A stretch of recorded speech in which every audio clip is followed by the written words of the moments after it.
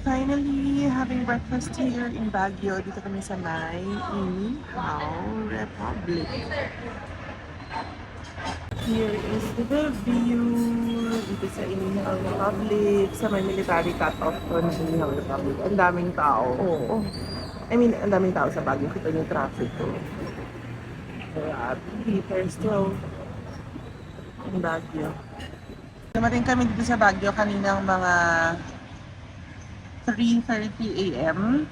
Malis kami ng Manila ng mga 9 p.m. Pero nag-stop over pa kami sa Bulacan kay na Rowena. So okay yung travel ng ganong oras kasi wala talagang kotse sa daan. Kaya if you're planning to go to Baguio, travel kayo ng ganong oras. You just have to make sure na may tulog kayo kasi since graveyard shift naman ako, kaya terrible sa akin yung ganong oras.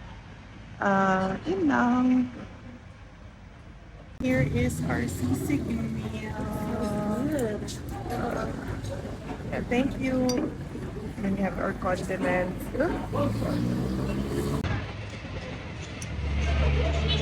Hindi ako kumakain ng onions. Kaya tinatanggal ko yung mga onions. Masarap siya, pero hindi na siya sarap nung first time ko na na-try, unfortunately. Nung first time ko na-try ito, masarap talaga siya. Ngayon, parang ordinaryo na lang. Pero still, masarap pa din. Kasi,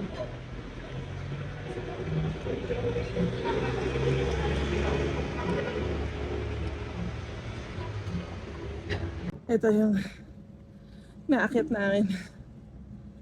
Ay, pagod na ako. Nakatapos lang kumain.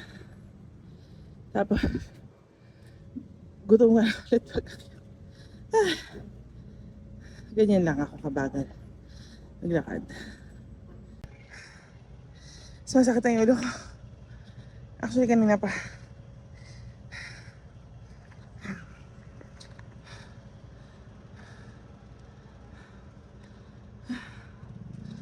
Ay, pagod.